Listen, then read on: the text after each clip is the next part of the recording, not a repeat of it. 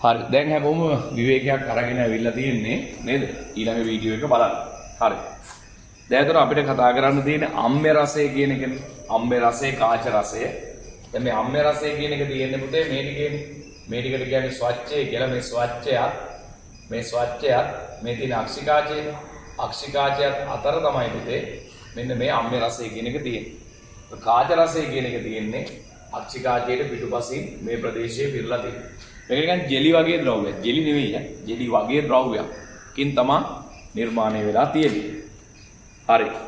පාරදෘශ්‍ය ජලීය ද්‍රවයකි ජලීය කියලා කිව්වට මේ ඒක එච්චරම ගැලපෙන්නේ නැහැ නිකන් දියරයක්ම නෙමෙයි පොඩි නිකන් අර ජෙලි හයි වෙන්න කිට්ටු වෙනකොට තියෙන්නේ අන්න ඒ වගේ. අක්ෂිකාචයත් ස්වච්ඡයත් අතර අවකාශයේ පිරී ඇත. තාරා මණ්ඩලය. මේ අහගන්නකො. මේ තමයි තාරා මණ්ඩලය. මේ තාරා මණ්ඩලේ මේ වගේ නිකන් පෙති දෙකක් වගේ ඇඳට ඔයාගේ ඇහි තියෙන මේ කළු පාට කොටස. ඒකට තමයි අපේ තාරා මණ්ඩලය කියලා කියන්නේ. මේ තාරා මණ්ඩලයට පුළුවන් මේ සිදුර මේකට කියන්නේ කණේනිකාවනේ. මේක විශාල කරන්නත් පුළුවන් කුඩා කරන්නත් පුළුවන්. මේ තාරා මණ්ඩලයට පුළුවන් මේ කණේනිකාව කියන සිදුර විශාල කරන්නත් පුළුවන් කුඩා කරන්නත් පුළුවන්. ඒ නිසා තාරා මණ්ඩලය තමයි ඇත්තටම ඇහැට ඇතුළු වන ආලෝක ප්‍රමාණය පාලනය කරන්නේ. මේ තාරා මණ්ඩලය තමයි ඇහැට ඇතුළු වන ආලෝක ප්‍රමාණය මොකක් කරන්නේ? පාලනය කරන්නේ. සාමාන්‍යයෙන් පුතේ මේ අපි අඳුරු තැනක ඉන්නකොට මේ තාරා මණ්ඩලයේ මේ සිදුර ලොකු කරනවා. කණේනිකාව කියන සිදුර ඇහැට ආලෝකය ඇතුළු වෙන මේ සිදුර ලොකු කරනවා. ඒකට හේතුව අපි අඳුරු තැනකනේ ඉන්නේ. ඉතින් එතන ආලෝකය නැති තරම්. ඒතර තියෙන ආලෝකය හරි ඇහැට පොඩ්ඩක් හරි ගන්න එපේ. ඒ තියෙන ටික හරි ගන්න තමයි මේ කණේනිකාව විශාල කරන්නේ. ඒ නිසා අපි අඳුරු තැනක හිටියොත් එහෙම කණේනිකාව මොකක් වෙනවද? විශාල වෙනවා. හැබැයි අපි හොඳට ආලෝකය ලැබෙන තැනක හිටියොත් එහෙම ඒ මොනොත් ඇහැට ආලෝකයේ ගොඩක් ඇතුළු වෙනවනේ. ඇහැට ආලෝකයේ ගොඩක් ඇතුළු වුණොත් ඒත් ප්‍රශ්නයක්. අපිට ඇස් පේන්නේ නැතු යනවා. නේද? දැන් ඇස් දෙකට ටෝච් එකක් ගැහුවොත් එහෙම පේන්නේ නැහැනේ. ඒකට හේතුව තමයි ඇහැට ඇතුළු වෙන ආලෝක ප්‍රමාණය වැඩි වීම. වාහනයක අර හෙඩ්ලයිට් එකක් මූණට වැටුනොත් එහෙම මොකද වෙන්නේ? පේන්නේ නැතු යනවනේ. ඒකට හේතුව ඇස් වලට ඇතුළු වෙන ආලෝක ප්‍රමාණය වැඩි වීම. ඒ වගේ ඒවා හොඳට ආලෝකයේ තියෙන තැනක එලිමහන් ස්ථානයක හොඳට ඉරේලිය වැටෙන තැනක ඉන්නවා නම් මේ කණේනිකාව කියන සිදුර පුංචි කරනවා. කණේනිකාව කියන සිදුර පුංචි කරනවා. දැන් බලන්න ඔයාලට මේ අත්දැකීම තියෙනවද කියලා. දැන් අවුවේ ඉඳලා අවුවේ යම් දුරක් ඇවිදගෙන ඇවිල්ලා නැත්නම් අවුවේ ඉඳලා එකපාරට ගේ ඇතුළට ගියපුවාම ගේ ඇතුළේ තියෙන ඒවා එකපාරට පේන්නේ නැතුව යනවා. කාමරයකට ගියපුවාම කාමරේ ලයිට් එකම දාලා නැත්නම් කාමරේ හරියට පේන්නේ නැතුව යනවා. ටික වෙලාවකින් ඒක හරියට. මොකක්ද ඒකට හේතුව? ඒකට හේතුව තමයි පුතේ ඔයා ආලෝකයේ තියෙන තැනක ඉඳලා තියෙන හොඳට ඉරේලිය තියෙන තැනකනේ. ඒතර කණේනිකාව පුංචි. කණේනිකාව පුංචි. දැන් ඔයාගේ කණේනිකාව පුංචි වෙලා තියෙද්දි තමයි ඔයා ගෙදර කාමරය ඇතුළට ගියේ. එතකොට කණේනිකාව පුංචිනේ. කාමරය ඇතුළේ එච්චර ආලෝකය නැහැ. එළිය තරම්. එතකොට මොකද වෙන්නේ? ඔයාගේ ඇහැ ඇතුළට හරියට ආලෝකය යන්නේ නැහැනේ. කණේනිකාව පුංචිනේ. ඒ හින්දා පේන්නේ. හැබැයි ටික වෙලාවක් කාමරේ ඉන්නකොට කණේනිකාව චුට්ට මොකද වෙන්නේ? විශාල කරගන්නවා. කණේනිකාව චුට්ට විශාල කරනකොට නැවත අපිට පේන්න පටන් ගන්නවා. මොකද එතකොට සැලකිය යුතු ආලෝක ප්‍රමාණයක් ඇහැ ඇතුළට ගමන් කරන නිසා. පැහැදිලි නේද? එහෙනම් මේ කතාව හොඳට මතක තියාගන්න. තාරා මණ්ඩලය ගැන. තාරා මණ්ඩලයේ තියෙන පොතේ පේශි. තාරා මණ්ඩලයේ තියෙන පේශි. තාරා මණ්ඩලය මොකද කරන්නේ? ඇසට ආලෝකය ඇතුළු වෙන සිදුරු වෙන කණේනිකාවේ විශාලත්වය මොකක් කරන එකද? පාලනය කිරීම තමයි තාරා මණ්ඩලයෙන් කෙරෙන්නේ. ඊට පස්සේ හරි දැන් අපි පොඩ්ඩක් ලියමුකෝ තාරා මණ්ඩලය. ලියන්න මෙහෙම.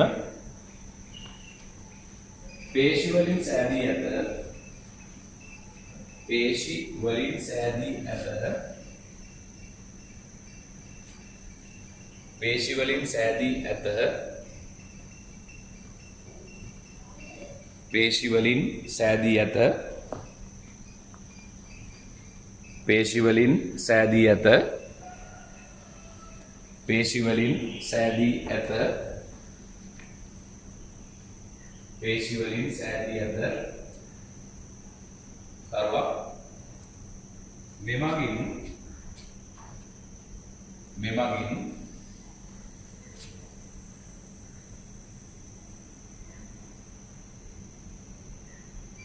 කණේනිකාවේ විශාලත්වය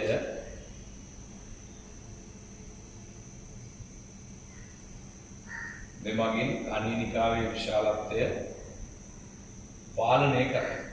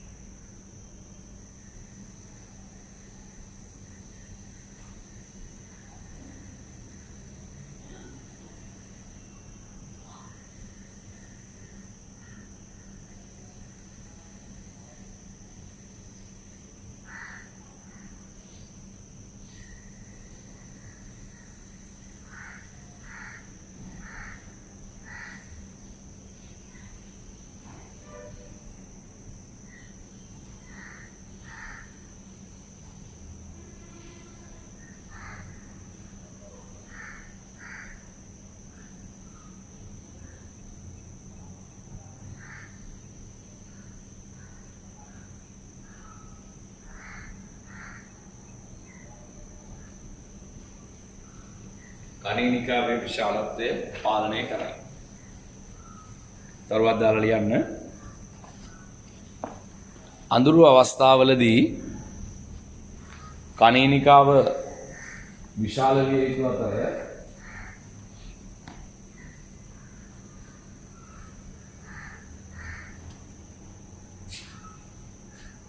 අඳුරු අවස්ථාවලදී කණීනිකාව විශාල විය යුතු අතර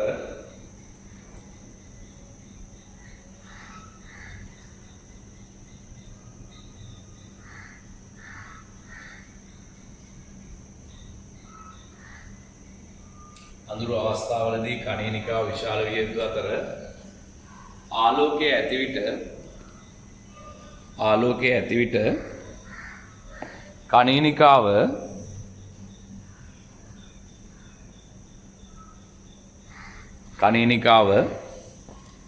ප්‍රමාණයෙන් කුඩා විය යුතුය.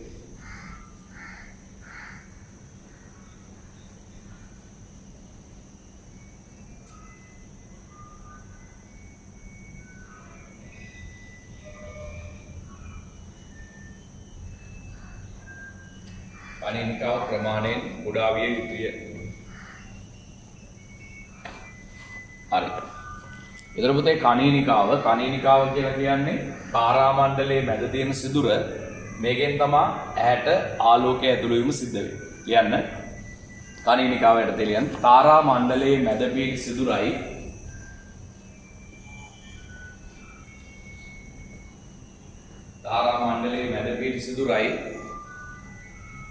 තාරාමණ්ඩලයේ මැද පිහිටි සිදුරයි මේ හරහා තාරාමණ්ඩලයේ මැද පිහිටි සිදුරයි මේ හරහා ඇස තුළට ආලෝකය ඇතුළු වේ.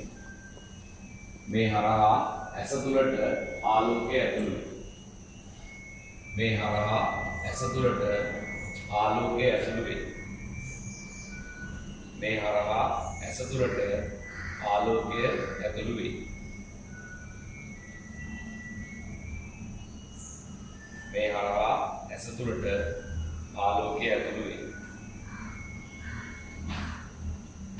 මේ හරහා ඇස තුළට ආලෝකය ඇතුළු වේ. මේ හරහා ඇස තුළට ආලෝකය ඇතුළු වේ. මේ හරහා ඇස තුළට ආලෝකය ඇතුළු වේ. ඊට පස්සේ කහලපය එහෙම නැත්නම් මධ්‍ය කූපය මේක මෙතන ලකුණු කරන්න පුළුවන්. මේ ලකුණු කරත් ප්‍රශ්නයක් නැහැ. හරිද? ලියන්න මෙහෙම. වඩාත් පැහැදිලි ප්‍රතිබිම්බ සෑදෙන ස්ථානය. වඩාත් පැහැදිලි ප්‍රතිබිම්බ සෑදෙන ස්ථානය. මේ කහලපේ තමයි වඩාත් පැහැදිලි ප්‍රතිබිම්බ සෑදෙන ස්ථානය. වඩාත් පැහැදිලි ප්‍රතිබිම්බ සෑදෙන ස්ථානය. වඩාත් පැහැදිලි ප්‍රතිබිම්බ සෑදෙන ස්ථානය. ඊළඟ මම එන අන්ධ බිඳුව කියන තැනට. ඒකත් තියෙන දෘශ්‍ය විධානයේ මතමනේ. පුතේ මේ අන්ධ බිඳුව ගැන කතා කරොත් එහෙම ඒකේ අර ආලෝකය අඳුර ගන්න පුළුවන් සෛල වර්ග එකක්වත් නැහැ. යෂ්ටි සෛලත් නැහැ, කේතු සෛලත් නැහැ. ඒ නිසා මෙතන ප්‍රතිබිම්බයක් හැදුනොත් අන්ධ බිඳුවේ ඒක පේන්නේ නැහැ. අන්ධ බිඳුවේ හැදෙන ප්‍රතිබිම්බ මොකක් වෙන්නේ නැද්ද? පේන්නේ නැහැ කියලා මතක තියාගන්න. දැන් මෙහෙම ලියන්න. මේම ලියන්න. අන්ධ බිඳුවනේ තියන්න තියෙන්නේ. ඔව්. ලියන්න දෙයක් නැහැ. ඔක්කොම තියෙනව නේද? දෘෂ්ටි විතානේ ආලෝක සංවේදී සෛල නොපිහිටන ස්ථාන. මෙහි සෑදෙන ප්‍රතිබිම්බ නොපෙනේ. ඒක හයිලයිට් කරලා තියාගන්න. මෙහි සෑදෙන ප්‍රතිබිම්බ නොපෙනේ කියන එක හයිලයිට් කරලා තියාගන්න. මෙහි සෑදෙන ප්‍රතිබිම්බ නොපෙනේ. මෙහි සෑදෙන ප්‍රතිබිම්බ නොපෙනේ. ඒවා පේන්නේ නැහැ. දෘෂ්ටික ස්නායු. දෘෂ්ටික ස්නායුවෙන් තමයි කරන්නේ පුතේ මේ දෘෂ්ටි විතානයේ මත හැදෙන යටිකුරු ප්‍රතිබිම්බය මොළය දක්වා ගෙන යන්නේ දෘෂ්ටික ස්නායුව දිගේ. මෙතන හැදෙන දෘෂ්ටි විතානයේ මත හැදෙන යටිකුරු ප්‍රතිබිම්බ මොළය දක්වා ගෙන යන්නේ කවුද? දෘෂ්ටික ස්නායුව. ලියන්න මෙහෙම. දෘෂ්ටි විතානයේ මත සෑදෙන යටිකුරු ප්‍රතිබිම්බ. දෘෂ්ටි විතානයේ මත සෑදෙන යටිකුරු ප්‍රතිබිම්බ. දෘෂ්ටි විතානයේ මත සෑදෙන යටිකුරු ප්‍රතිබිම්බ. දෘෂ්ටි විතානයේ මත සෑදෙන යටිකුරු ප්‍රතිබිම්බ.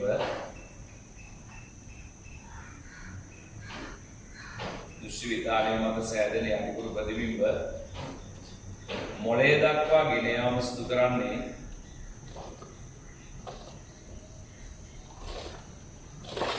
මොළය දක්වා ගෙන යාම සිදු කරන්නේ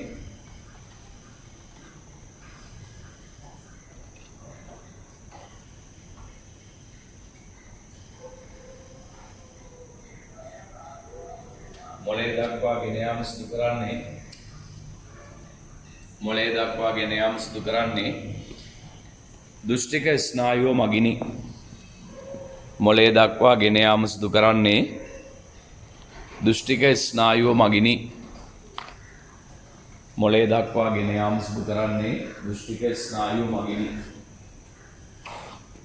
හොඳට මතක තියාගන්න පුතේ දැන් මොළයට ගෙනියනවනේ. මොළේදී මේක උඩුකුරු කරලා තමයි අඳුරගන්නේ. මොළේදී ඒක උඩුකුරු කරලා. තරුවක් දාලා ලියන්න දෘෂ්ටික ස්නායුව දාලා නැති වුණත් කමක් නැහැ. මොළයේදී තරුවක් දාලා ලියන්න මොළයේදී එම ප්‍රතිබිම්බය උඩුකුරු කර හඳුනා ගන්න. මොළයේදී එම ප්‍රතිබිම්බය උඩුකුරු කර හඳුනා ගන්න. මොළයේදී එම ප්‍රතිබිම්බය උඩුකුරු කර හඳුනා ගන්න. මොළයේදී එම ප්‍රතිබිම්බය උඩුකුරු කර හඳුනා ගන්න. මොළයේදී එම ප්‍රතිබිම්බය උඩුකුරු කර හඳුනා ගන්න. ඊළඟ පුතේ අක්ෂිපේශී මේ අක්ෂිපේශී සාමාන්‍යයෙන් එක හැක තියෙනවා පුතේ අක්ෂිපේශී 6ක්. අක්ෂිපේශී 6ක් තියෙනවා එක හැක. මේවෙන් කරන්නේ මේ අක්ෂි ගෝලය නැත්නම් මේ ඇස නිවැරදි ස්ථානයක රඳවලා තියාගන්න. ඇස නිවැරදි ස්ථානයක රඳවලා තියාගන්න. ඒ වගේම ඇස් දෙක කරකවනවා. භ්‍රමණය කිරීමට දායක වෙන්නේ මේ අක්ෂිපේශී. දැන් හිතන්නකෝ මේ ඇස් දෙක මේ වලවල් දෙකක් ඇතුළේනේ තියලා තියෙන්නේ. නැත්තම් එහෙම අල්ලගෙන තිබ්බේ නැත්තම් එහෙම මොකද වෙන්නේ? අපි බිම් බලනකොට වැටෙනවා. ඇස් දෙක බිමට වැටෙනවා. වැටුණාට පස්සේ අවුල්ල හැට දා ගන්නත් බෑ. හේතුව තමයි පේන්නේ නේද? ඒ නිසා මේ අක්ෂිපේශී වලින් කරන්නේ මේ ඇස නිවැරදි ස්ථානයක රඳවලා තියාගන්න එකයි ඇසේ භ්‍රමණ සිදු කරන එකයි තමයි අක්ෂිපේශී වලින් කරන්නේ. ලියන්න මෙහෙම. ඇස නිවැරදි ස්ථාන මෙහෙම ලියන්න. එක් ඇසක අක්ෂිපේශී 6ක් ඇත. එක් ඇසක අක්ෂිපේශී 6ක් ඇත. එක් ඇසක අක්ෂිපේශී 6ක් ඇත. එක් ඇසක අක්ෂිපේශී 6ක් ඇත. තරුවක් දාන්න. මෙමගින් ඇස නිවැරදි ස්ථානයක රඳවා තබා ගනී. ඇස නිවැරදි ස්ථානයක රඳවා තබා ගනී. මෙමගින් ඇස නිවැරදි ස්ථානයක රඳවා තබා ගනී. මෙමගින් ඇස නිවැරදි ස්ථානයක රඳවා තබා ගනී. මෙමගින් ඇස නිවැරදි ස්ථානයක රඳවා තබා ගනී. මෙමගින් ඇස නිවැරදි ස්ථානයක රඳවා තබා ගනී. අංක 2 ඇසෙහි භ්‍රමණ සිදු කරයි. ඇසෙහි භ්‍රමණ සිදු කරයි නැත්නම් පාලනය කරයි කියලා කිව්වත් කමක් නැහැ. හරි. දැන් එහෙනම් මම ඇහි තියෙන කොටස් ඔක්කොම ඔයාලට ගන්න ඉවරයි. ඇහි තියෙන කොටස් ඔක්කොම ඔයාලට උගන්ලා ඉවරයි. දැන් ඔයාලට තියෙන ඉස්සෙල්ලාම නැවත වතාවක් විනාඩි 2-3ක් අරගෙන බලන්න මිනිස් ඇසේ කොටස් ගැන මම මොනවද දුන්නේ කියලා. તો දැන් මම අහනකොට ඔයාට පුළුවන් වෙන්න ඕන මම අහන දෙයට උත්තරයක් දෙන්න. හරි බලන්න කොටස් ටික.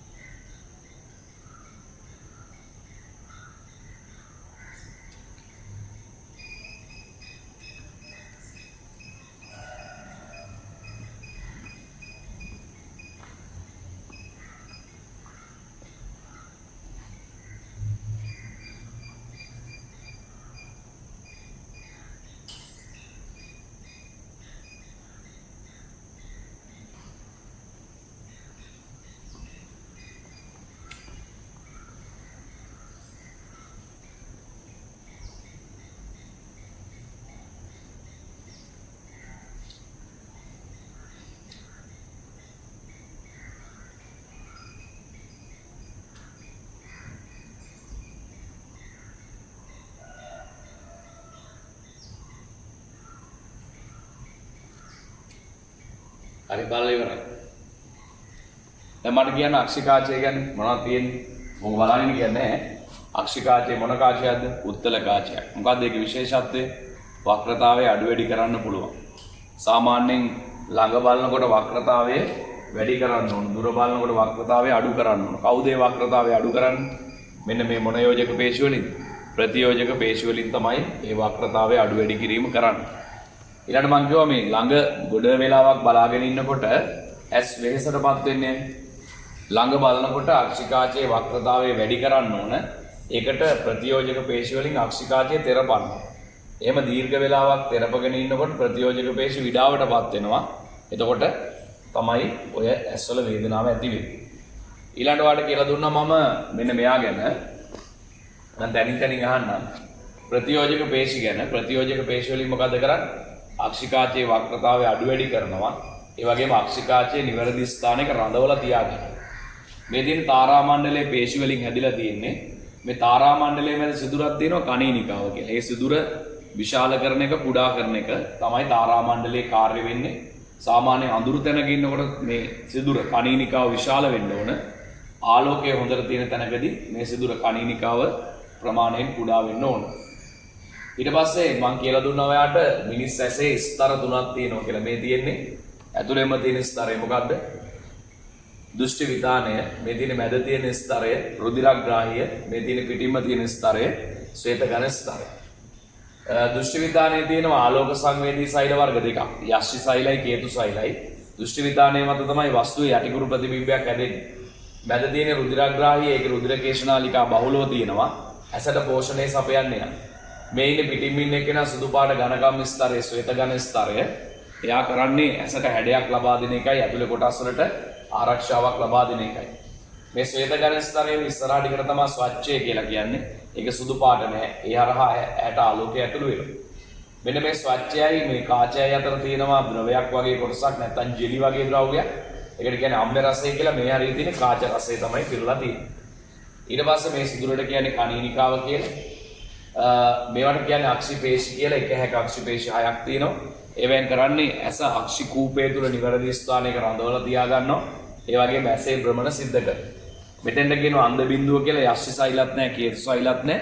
එතකොට මෙතන හැදෙන ප්‍රතිබිම්බ අපිට පේන්නේ නැහැ. මෙතෙන්ට කියනවා කහලපය කියලා. කහලපය මත තමයි හොඳම ප්‍රතිබිම්බ හැදෙන්නේ. කියන්නේ තියුණුම ප්‍රතිබිම්බ හැදෙන්නේ කහලපය මත. ඊට පස්සේ මේ තියෙන දෘෂ්ටික ස්නායුව.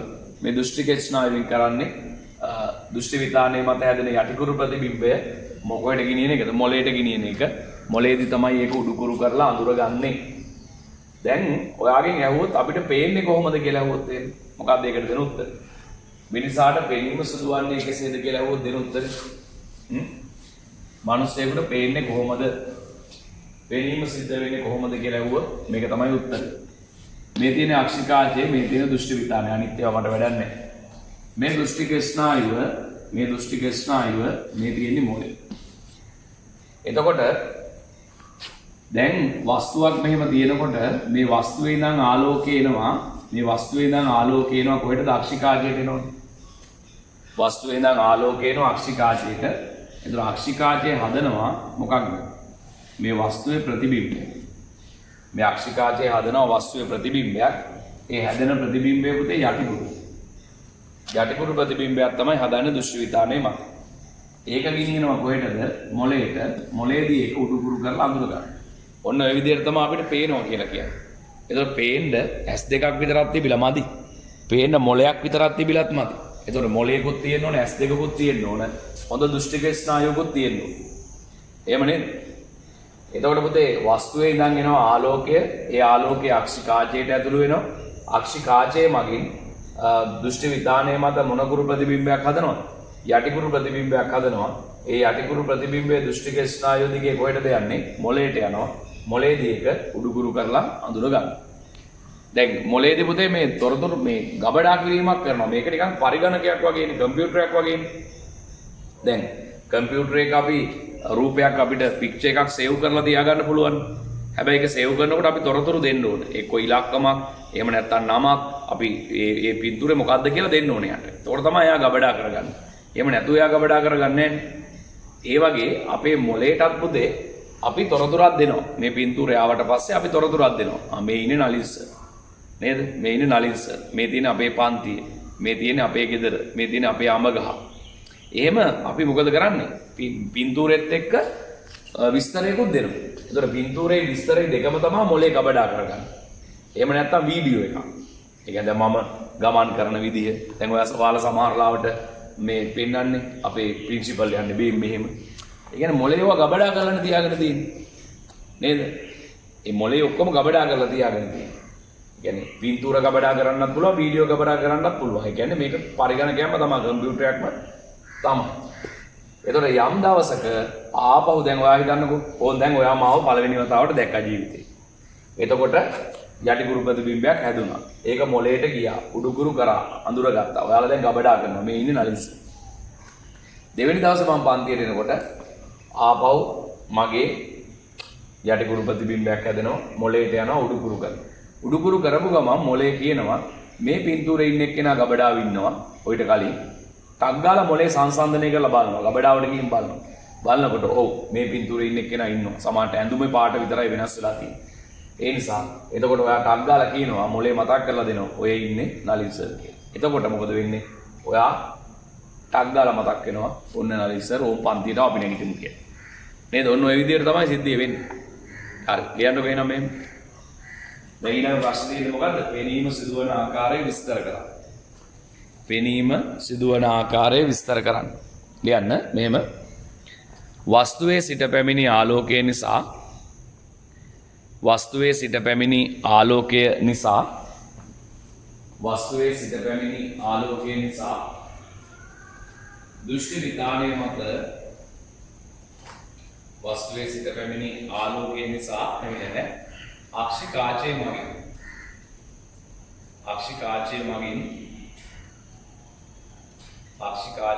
මගින් දෘෂ්ටි විතානය මත අක්ෂි කාචය මගින් දෘෂ්ටි විතානය මත අක්ෂි කාචය මගින් දෘෂ්ටි විතානය මත අක්ෂි කාචය මගින් දෘෂ්ටි විතානය මත අක්ෂි කාචය මගින් දෘෂ්ටි විතානය මත යටිකුරු ප්‍රතිබිම්බයක් සාදයි. යටිකුරු ප්‍රතිබිම්බයක් සාදයි. යටිකුරු ප්‍රතිබිම්බයක් සාදයි. යටිකුරු ප්‍රතිබිම්බයක් සාදයි.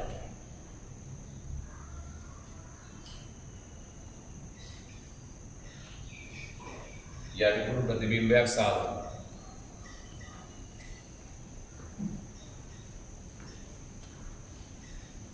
ඊළඟ තරු ලකුණ එම යටිකුරු ප්‍රතිබිම්බය එම යටිකුරු ප්‍රතිබිම්බය එම යටිකුරු ප්‍රතිබිම්බය එම යටිකුරු ප්‍රතිබිම්බය දෘෂ්ටික ස්නායු ඔස්සේ එම යටිකුරු ප්‍රතිබිම්බය දෘෂ්ටික ස්නායු ඔස්සේ මොළයට ගෙනියන එම යටිකුරු ප්‍රතිබිම්බය දෘෂ්ටික ස්නායු ඔස්සේ මොළයට ගෙනියයි. එම යටිකුරු ප්‍රතිබිම්බය දෘෂ්ටික ස්නායු ඔස්සේ මොළයට ගෙනියයි.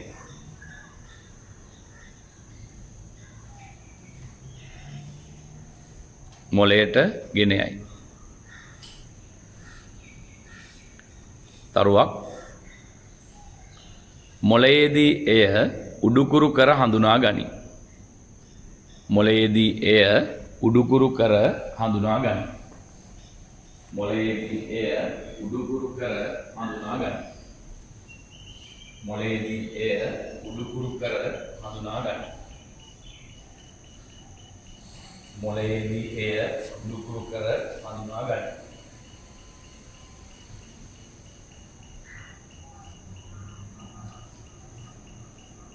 මොළයේදී එය උඩුකුරු කර හඳුනා ගනී. මොළයේදී තමයි ඒක මොනකුරු කරලා උඩුකුරු කරලා නියම පැත්තට හරවලා අඳුන ගැනීම සිද්ධ වෙන්නේ. මොළයේදී එය උඩුකුරු කර හඳුනා ගනී. මොළයේදී එය උඩුකුරු කර හඳුනා ගනී. මොළයේදී එය උඩුකුරු කර හඳුනා ගනී. මොළයේදී එය උඩුකුරු කර හඳුනා ගනී. මොළයේදී එය උඩුකුරු කර හඳුනා ගනී. හරි. දැන් ඔන්න අපි ඇහි කොටස් ටික ඔක්කොම සාකච්ඡා කරලා ඒ සම්බන්ධ වැදගත් දේවල් කතා කරා. ඒතකොට දැන් අපිට කතා කරගන්න තියෙනවා මෙතනින් එහාට අපිට සාකච්ඡා කරගන්න තියෙනවා මෙන්න මේ වගේ කොටස් ගැන. අක්ෂි දෝෂ කියලා જાතියක් ගැන කතා කරන්න තියෙනවා. ඒ වගේම අක්ෂි රෝග ගැන කතා කරන්න තියෙනවා. ඊට අමතරව අර මම මුලදීම කිව්වේ ත්‍රිමාන දෘෂ්ටිය, ද්විනේත්‍රික ත්‍රිමාන දෘෂ්ටිය එහෙම. අන්න ඒ ටික සම්බන්ධව අපිට සාකච්ඡා කරගන්න තියෙනවා. ඔය ටික තමයි අපිට කතා කරගන්න තියෙන්නේ. ඒ ටික කතා කරගත්තට පස්සේ පාඩම අවසන් වෙනවා. එතකොට ආපහු මතක් කරනවා ඔයාලට මේ පණිවිඩය ළඟදීම අපි ශාලා පන්ති ආරම්භ කරනවා. ඒක බොහෝ විට ලබන සතියේ ශාලා පන්ති ආරම්භ කරනවා. ඒ පිළිබඳ සියලු විස්තර අපි අපේ WhatsApp group වලට දානවා. එතකොට ඔයාලගේ ඉන්න සියලු යාළුවෝ ඉස්කෝලේ ඉන්න සියලු යාළුවෝට මතක් කරන්න මේ පන්ති ආරම්භය පිළිබඳව ඒකත් ටිකක් සම්බන්ධ කරන්න ආරම්භක දේශනය සඳහා. එහෙනම් උච්චරයි අපි අද දවසේ සාකච්ඡා කරන්නේ. හැකි ඉක්මනින් අපි ඇස කියන මාතෘකාව ඉවර කරගමු. ශාලා පන්ති ආරම්භ කරනකොට අපි කන කියන මාතෘකාව ඒ ශාලා පන්තියේදී පටන් ගන්න දවසේදීම කතා කරලා ඉවර කරගන්න බලාපොරොත්තු වෙනවා. හරි. එහෙනම් එච්චරයි. අයබෝවන්.